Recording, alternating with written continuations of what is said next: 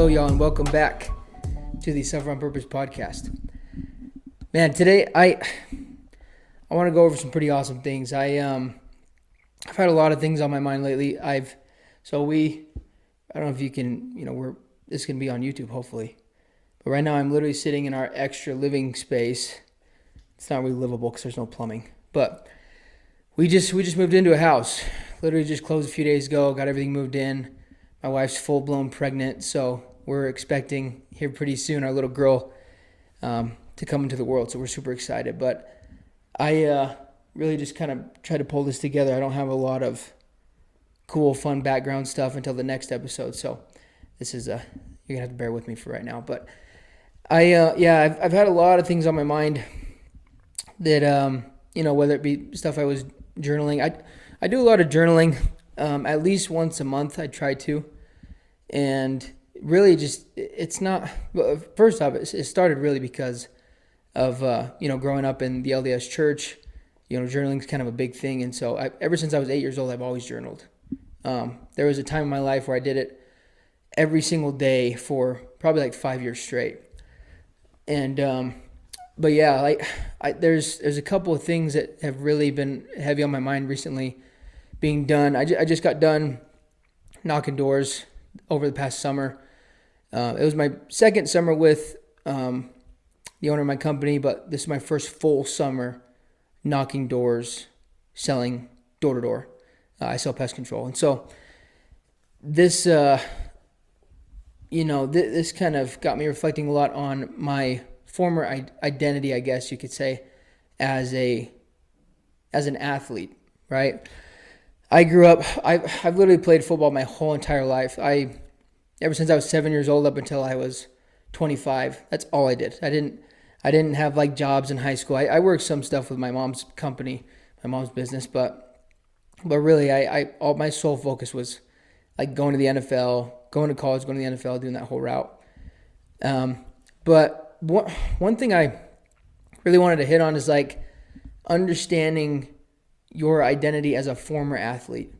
I think so many people, especially, I'm sure females are the same way. I can't speak for them, but most guys, when they get done with sports, and most guys, play through high school and that's kind of it. And it's a huge part of your identity, When I got done with my college career, I'm trying to think, I was about 25 years old, and it was, that was like super tough for me to be done with that, to be finished with football. Not saying I'm a football player anymore, not saying I'm a Division I athlete anymore. But one thing I will say is I've since learned to really obviously accept the fact that, that was in the past, but that doesn't have to be, I don't have to be a former athlete. I'm still an athlete. I still consider myself an athlete. Right, there's a couple points I wanted to go over, but it's like, I always hate when people say, I used to do that. I used to be able to do that. I used to be a Division I athlete. I used to be pro football player. I used to be pro this or that. And I used to be in great shape. I used to bench 400 pounds, whatever that used to be.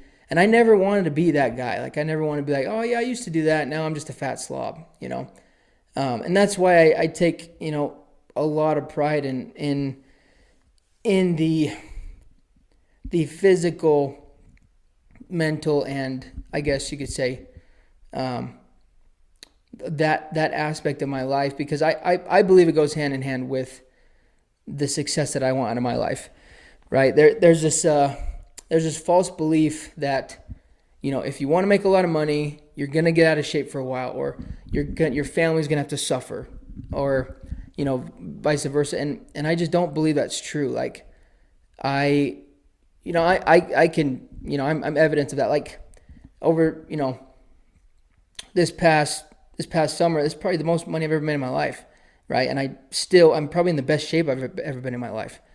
And my family, I get to spend tons of time with my family in the off season, right, where I'm not always gone, and so I can be super present. And so I really want to be able to I guess help other people realize that you don't have to sacrifice your health to make a ton of money, or you don't have to sacrifice being a poor father or a poor husband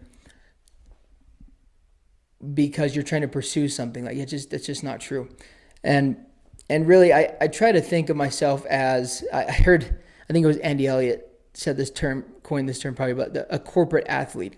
And it's like I believe that I'm always striving to be a forever athlete. Like my wife and I were just talking today. I just signed up for my first half marathon coming this end of this month, which I'm excited about prepping for.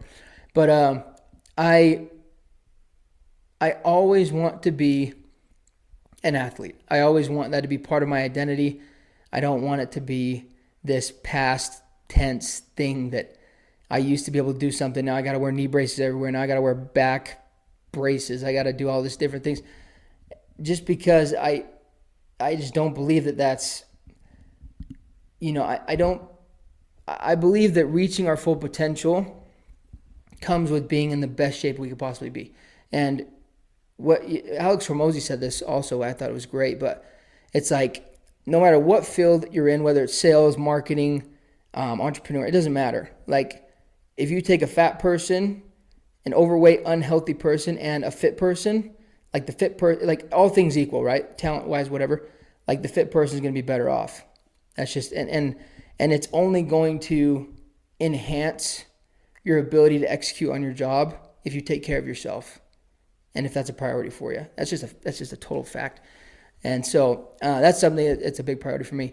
And I really just don't like when people lose that side of themselves, that hunger to get better, that hunger to stay in shape, stay motivated, be like, I want to look good for my wife, right? I don't want to just be like, unattractive to my wife. I just don't understand it. I can't relate to people like that. And so, man, that's really something I really wanted to hit on today. And I've been thinking about it a lot recently, mostly just because I think with what I'm doing, especially in our company with our sales team and everything, that's a huge priority for me that I want to help others with, is getting them to believe in themselves more and getting them to realize like there's so much more you can do with yourself, and there's so much more that you're able to accomplish when you just take care of yourself. And it's not a selfish thing. Like a lot of people think it's selfish, and I mean I'll tell you what I do think is sometimes selfish is when you're maybe so for a while I was pursuing this big goal of going to the CrossFit Games, right? And it just, I mean, I was training like 3 hours a day, and but the thing is like, I don't think it was necessarily selfish, but it was taking away from not only my family time, but it was also taking away from me being able to be a provider. I already had a kid at the time. I'm obviously married, and that was something that I think was selfish for that season of my life. But like being in great shape, being healthy, teaching your kids all these things. That's why I want to, like, I'm going to turn this place into a gym eventually. I want to have my kids see me working out. I want them to know, like, this is what dad does. Like, this is supposed to be the norm, to be in great shape, to be healthy.